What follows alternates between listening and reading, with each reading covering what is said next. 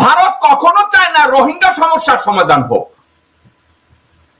এবং বাংলাদেশের পক্ষে ভারত অলরেডি তাদের অবস্থান জানিয়ে দিয়েছে যে তারা বাংলাদেশের পক্ষে ভোট দেবে না রোহিঙ্গা ইস্যুতে। বাংলাদেশ যত প্রকার ইনিশিয়েটিভ নেয় ভারত এর পক্ষে ভোট দিবে না। এখন কথা হচ্ছে ডক্টর মোহাম্মদ ইউনূস অলরেডি জেনে গেছে যে রোহিঙ্গা ইস্যুতে ভারত বাংলাদেশের পক্ষে ভোট দেবে না। বাংলাদেশের পক্ষে যদি ভোট না দেয় তাহলে ভারতের কাছ থেকে কোনো কোঅপারেশন আমরা পাবো না।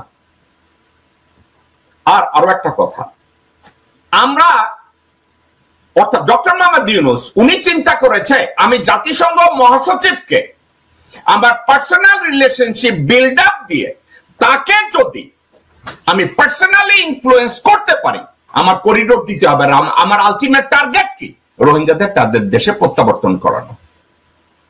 চায়নার সাথে ওনার বুদ্ধিমত্তা দিয়ে, ওনার বাস বিচার দিয়ে ডক্টর মোহাম্মদ ইউনূস চায়নার সাথে সম্পর্ক বিল্ড আপ করেছে, জাতিসংঘের সাথে সম্পর্ক বিল্ড আপ করেছে। এখন জাতিসংঘের সাথে সম্পর্ক বিল্ড আপের পরে তারা যদি ডক্টর মোহাম্মদ ইউনূসকে বলে let's make a road map, আমরা এই রোহিঙ্গাদের কেমনে ব্যাক করাবো, রোহিঙ্গাদের সাথে কি করে আলাপ আলোচনা করব, মিয়ানমারের সাথে আমরা কিভাবে আলোচনা করব, একটা প্যাসেজ তৈরি করো, বাংলাদেশ আমাদেরকে অ্যাক্সেস দেয়। সেই প্রস্তাব তারা মায়ানমারকেও দিছে। ওকে, এই বিষয়ে তোমাদের সাথে রাষ্ট্রীয় পর্যায়ে কথাবার্তা বলতে হবে। এখন এক্ষেত্রে বাংলাদেশকে প্রপোজ করা হয়েছে। বাংলাদেশ বলছে প্রত্যেকটা সাবজেক্টকে বাস বিচার করে আলাপ আলোচনা করে আমরা করিডোর দিতে আমাদের আপত্তি নেই। নিরাপত্তির কথাটা তারা জানাইছে যে আমরা করিডোর দেব দরকার হলে। এখন আপনাদেরকে আমি একটা কথা বলি, বিএনপি জামাত বিভিন্ন লোকজন তারা মন্তব্য করেছে করিডোর দেওয়া যাবে না, করিডোরের জন্য নির্বাচিত সরকার লাগবে, করিডোরের জন্য অমুক লাগবে, করিডোর দিতে গেলে এইটা লাগবে ওইটা লাগবে। দর্শক বৃন্দ, আমি তাদের এই অবজেকশন গুলোকে আমি নেগেটিভ অর্থে নেই না, আমি তাদের এই কথাগুলোকে আমি পজিটিভ অর্থেই নেই। কিন্তু আমার কয়েকটা জায়গায় সমস্যা আছে। সমস্যাগুলো কি? আচ্ছা, আপনারা কি কখনো শুনেছেন বাংলাদেশের নৌবন্দর অর্থাৎ চট্টগ্রাম পোর্ট, মংলা পোর্ট, এগুলো যখন ভারতকে দিয়ে দেওয়া হইতেছিল, ভারতের লোকরা এগুলো এসে নিয়ন্ত্রণ করা ধরছিল, মির্জা ফখরুল কি কোনো মন্তব্য করেছে? মির্জা ফখরুল কি তার কোনো প্রতিবাদ করেছে? আমার জানা মতে তা তো করে নাই। আমি তো দেখি না, আমি তো শুনি নাই। তারেক রহমান লন্ডনে বসে একবার কি বলেছে যে Bangladesh can not afford to have Indians running Chittagong port and Mongla port. অর্থাৎ তারেক রহমান কি একটা বারের জন্য গালে চিমটি দিয়ে একটা বারের জন্য বলেছে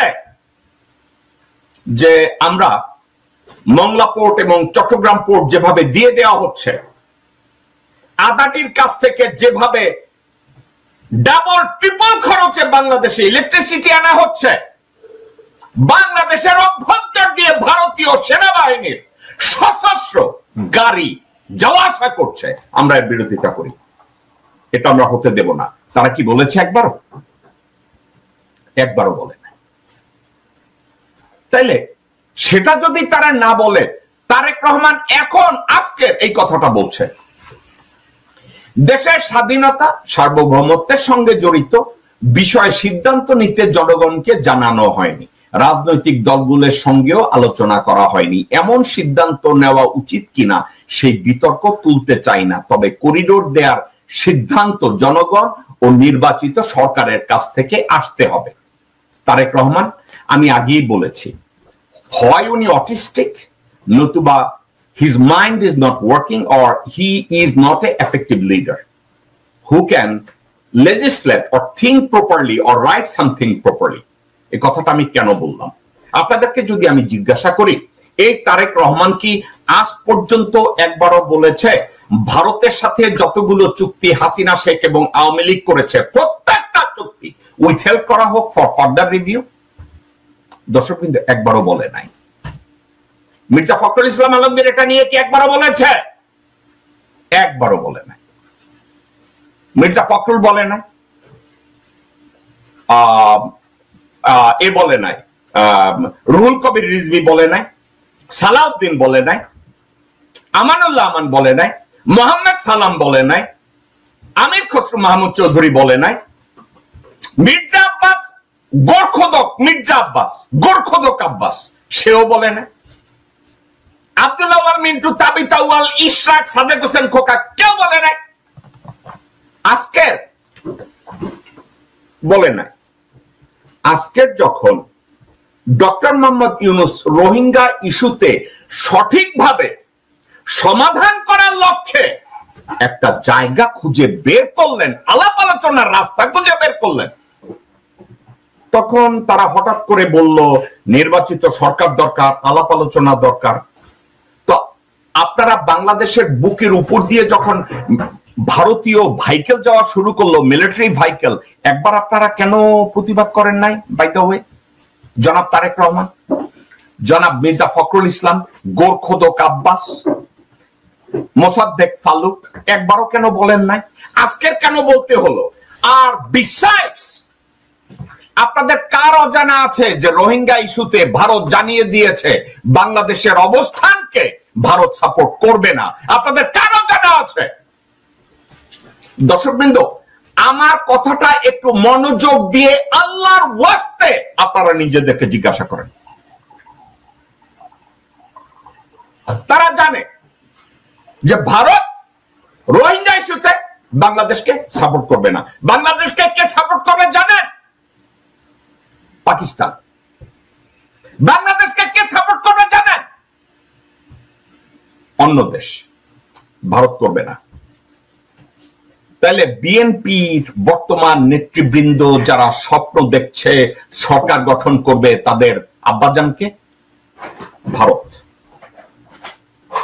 বাংলাদেশের নৌবন্দর, বিমানবন্দর, রাস্তাঘাট এগুলোর উপর দিয়ে মিলিটারি মুভমেন্ট তৈরি করে কারা ফায়দা নিচ্ছে? ভারত। তাদের ইন্টারেস্ট বাংলাদেশে কে প্রোটেক্ট করছে? বিএনপি, আওয়ামী লীগ, মির্জা আব্বাস, মির্জা ফখরুল, তারেক রহমান, বিএনপি, আমানুল্লাহ আমান, আমির খসরু মাহমুদ চৌধুরী, ভারতীয় শুয়োর সালাউদ্দিন। এখন আপনাদেরকে করিডোর সম্পর্কে বিভিন্ন মন্তব্য বিভিন্ন জায়গায় ছড়ানো হচ্ছে। পররাষ্ট্র সচিব তৌহিদ হোসেন, পররাষ্ট্র উপদেষ্টা তৌহিদ হোসেন, তার কিছু কিছু কথাবার্তা অনলাইনে আসছে। সে কিছু কথা বলছে, যেমন আপনাদেরকে উদাহরণ দেই। তৌহিদ হোসেন বলছে মায়ানমারের সীমান্তের উপরে রাষ্ট্র মায়ানমারের দখল নাই, দখল আছে রাখাইন আর্মি না ওখানে আরাকান আর্মি তাদের। এখন অনলাইনে একটা ঠেডি কুত্তি আছে, হ্যাঁ নাম নাকি আবার পিছিলা না দুচিলা, দুই শিলা না তিন শিলা না এক শিরা। সে কি করছে, তৌহিদ হোসেনের একটা ছবি কাইটা লেখছে বাংলাদেশের সীমান্তের উপরে বাংলাদেশের নিয়ন্ত্রণ নাই। তাহলে অনলাইনে এই পিছিলা, দুশিলা, দোয়াশলা, বালাসলা, ফকিন্নি যারা অনলাইন অ্যাক্টিভিস্ট কইয়া বুকে কাপড় খইলা দিয়া কথা কইতে আসে, লেখাপড়া জানে? জানে না। আপনাদেরকে ভুল বুঝায়। বুঝাচ্ছে কি বাংলাদেশের সীমান্তের উপরে বাংলাদেশের দখল নাই। আপনি যদি ওই পিছিলা, দু আসলা, এক আসলা, এক শিরা এই মাগিরে যদি আপনি জিজ্ঞাসা করেন, হাই মাগি তোর পিছিলা না দোচিলা হারামজাদি, তুই কি ছবি কি দিছিস, এর কোন উত্তর থাকবে। অর্থাৎ কি জানেন, টোটাল সাবজেক্টটা তারা জানে না, এবং এই সাবজেক্টটাকে কন্টেইন করার জন্য যতটুকু স্টাডি দরকার তাদের নাই।